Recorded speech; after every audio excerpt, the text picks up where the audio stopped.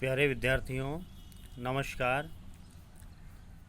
कल के वीडियो में हमने अध्ययन किया था मौद्रिक नीति के उपकरण या औजारों के बारे में, या हम दूसरे रूप में हम कहें कि साख नियंत्रण के उपाय, जिसमें हमने अब तक पढ़ लिया था बैंक दर, नगद रिजर्व अनुपात CRR, SLR, वैधानिक तरलता अनुपात, रेपो रेट आदि का हमने अध्ययन कर लिया था। आज हम पढ़ेंगे रिवर्स रेपो रेट।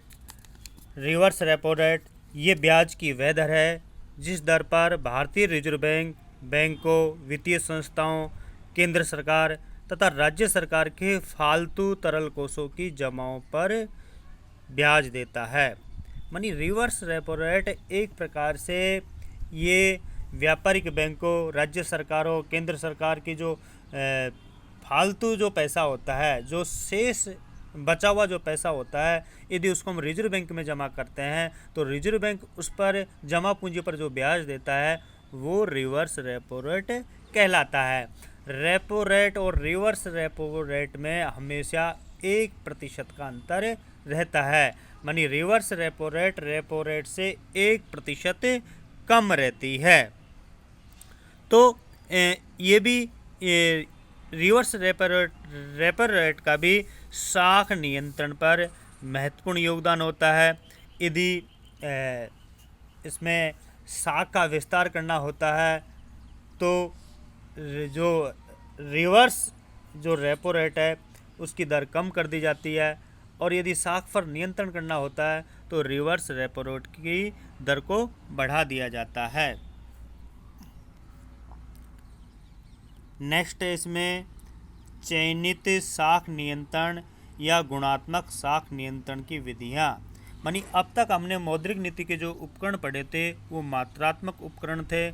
अब हम जो आगे जो अध्ययन करेंगे वो साख नियंत्रण के गुणात्मक उपकरण पढ़ेंगे। इस विधि का उद्देश्य चुने हुए क्षेत्रों में साख नियंत्रण की प्रक्रिया को लागू करना होता है। इनका पिछले वर्षों में काफ़ी उपयोग हुआ है।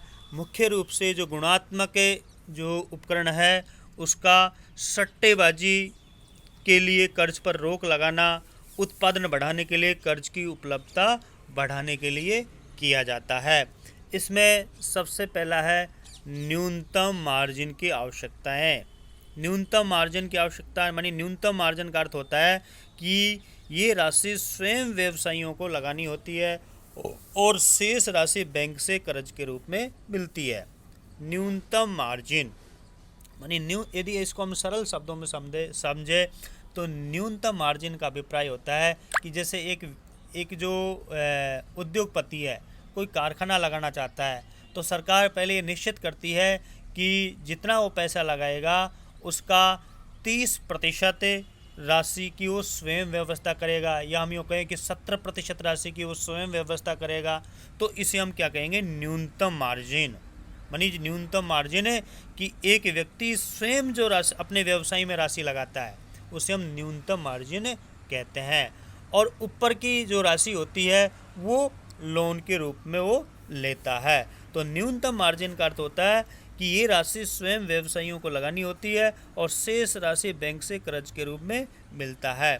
और यदि जब न्यूनतम मार्जिन को बढ़ाया जाता है तो कर्ज का अंश, कर्ज की मात्रा कम हो जाती है, और यदि न्यूनतम मार्जिन को घटाया जाता है तो कर्ज की मात्रा या कर्ज का रेशियो बढ़ जाता है, जिससे भी ये साख मात्रा काफ़ी प्रभावित होती है। भारत में विभिन्न वर्षों में धान, चावल, दालों, तिलहनों, वनस्पति तेल, कपास, चीनी, गुड़ आदि के लिए न्यूनतम मार्जिन में परिवर्तन किया जाता है। नेक्स्ट है नगद रिजर्व अनुपात। सॉरी, ये तो हमने पढ़ लिया। नेक्स्ट है उधार की अधिकतम सीमाएं। मानी रिजर्व बैंक ऑफ इंडिया ये निर्धारित करता है कि हमें इस सीमा से उधार की अधिकतम सीमा का निर्धारण करती है कि इस अधिकतम सीमा के बाद में किसी भी व्यापारी को या किसी व्यवसायी विशेष में हम उसको ऋण प्रदान नहीं करेंगे। मानी विभिन्न व्यवसायों में जो केंद्रीय बैंक है वो ऋण की सीमा का निर्धारण करता है। इसे हम उधार की अधिकतम सीमा कहते हैं। नेक्स्ट है उधार की न्यूनतम दरें।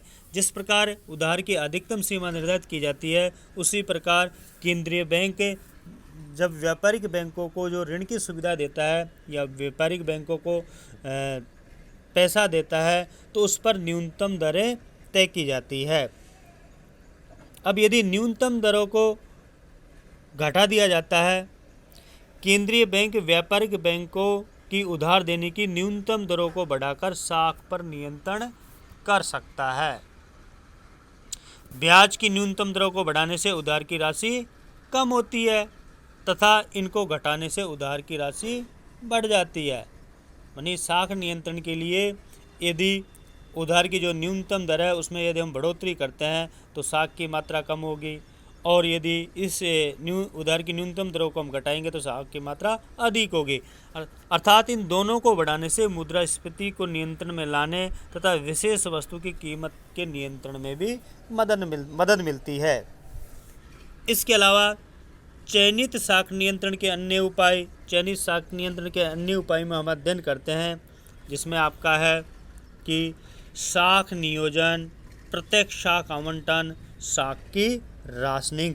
इसके अंतर्गत प्रत्येक बैंक अपने वार्षिक साख बजट बनाता है, जिसमें जमा व उधार के अनुमान लगाए जाते हैं।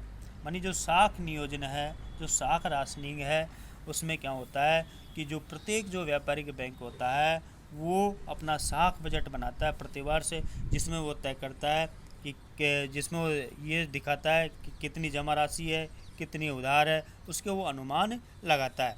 राष्ट्रीय स्तर पर पंचवर्षीय योजनाओं में प्रमुख क्षेत्रों व प्राथमिकता प्राप्त क्षेत्रों की साख आवश्यकताओं तथा उनकी पूर्ति के साधन निर्धारित किए जाते हैं। इस प्रकार विभिन्न आर्थिक क्रियाओं, विभिन्न प्रदेशों, विभिन्न प्रयोजनों के लिए बैंक साख का आवंटन किया जाता है। अक्टूबर 1997 से मार्च 1998 तक की व्यस्त मौसम की साख नीति में निर्यात साख का लक्ष्य कुल बैंक साख का 12% रखा गया था। तो साख की राशनिंग से भी जो साख को नियंत्रित किया जाता है। नेक्स्ट है नैतिक दबाव। मानी कई बार रिजर्व बैंक बैंकों को पत्र के द्वारा बातचीत करके या बैंकों से विचार विमर्श करके एक देश के जो लक्ष्य होते हैं उन लक्ष्य को प्राप्त करने के लिए मौद्रिक नीति को लागू करने में व्यापारिक बैंकों से सहयोग की अपेक्षा करता है। इसके प्रभाव का आकलन करना तो कठिन है, लेकिन इसका बैंकों के राष्ट्रीयकरण के बाद महत्व बढ़ गया। मानी कई बार केंद्रीय बैंक देश हित में अपनी नीतियों को लागू करने के लिए व्यापारिक बैंकों पर नैतिक दबाव डालता है, प्रेशर डालता है कि आप बैंकों की जो नीतियों को यदि उनको फॉलो नहीं करेंगे, उनकी पालना नहीं करेंगे तो आपके विरुद्ध कार्रवाई की जाएगी। नेक्स्ट है साख मॉनिटरिंग की व्यवस्था CMA। जैसा कि मानी CMA अक्टूबर 1988 से पूर्व साख प्राधिकृत स्कीम यानी क्रेडिट ऑथोराइजेशन स्कीम CAS के स्थान पर साख मॉनिटरिंग की व्यवस्था की गई। इसके अंतर्गत बैंकों के बड़े उधार लेने वालों को उधार स्वीकृत करने का अधिकार दिया गया। मानी पूर्व में CS जो चल रहा था उसके स्थान पर अक्टूबर 1988 में केंद्रीय बैंक ने CMA मानी साख मॉनिटरिंग व्यवस्था स्कीम को लाया, और इसका मुख्य उद्देश्य ये था कि CMA के तहत कोई भी व्यापारिक बैंक जो अपनी कार्यशील पूंजी का या हम यूँ कहें कि बड़े लोनों की स्वीकृति के लिए उसको रिजर्व बैंक से अनुमति लेने की आवश्यकता नहीं है, जिसके अंतर्गत उन्होंने रखा कि कार्यशील पूंजी के लिए 5 करोड़ रुपए व ऊपर की अथवा अवधि कर्ज की सीमा 2 करोड़ रुपए रखी गई। मानी रिजर्व बैंक ऑफ इंडिया ने CMA के तहत ये निर्धारित किया कि व्यापारिक बैंक बिना केंद्रीय बैंक की अनुमति के अपने ग्राहकों को ऋण प्रदान कर सकता है, बड़ा ऋण, जिसमें 5 करोड़ रुपए का और अवधि कर्ज में 2 करोड़ रुपए का ऋण वो प्रदान कर सकता है। यानी समय समय पर और आवश्यकता के अनुसार इसमें परिवर्तन किया जाता रहता है। तो सारांश रूप में हम कह सकते हैं कि जो अब तक हमने जो मौद्रिक नीति के जो उपकरण पढ़े, जो औजार पढ़े या साख नियंत्रण के जो उपाय पढ़े, इनके द्वारा केंद्रीय बैंक साख नियंत्रण करता है या साख का विस्तार करता है। मुद्रास्फीति पर नियंत्रण करता है, यानी आवश्यकता के अनुसार साख में विस्तार या साख का नियंत्रण करता है। इस प्रकार मौद्रिक व साख नीति के माध्यम से विकास की दर को ऊंचा करना, मूल्य स्थिरता की दशा को प्राप्त करना, समाज के कमज़ोर वर्गों को कर्ज की सुविधा उपलब्ध कराने तथा निर्यात संवर्धन के प्रयास किए जाते हैं। हमने शुरू में भी पढ़ा था कि जो मौद्रिक नीति का जो मुख्य उद्देश्य होता है वो होता है कि मुद्रास्फीति पर कंट्रोल करना, लोगों को कर्ज की सुविधाएं प्रदान करना और विशेष तौर से जो प्राथमिकता प्राप्त जो क्षेत्र हैं उनको ऋण प्रदान करना, इसके अलावा निर्यात को बढ़ावा देना। ये था मौद्रिक नीति के उपकरण।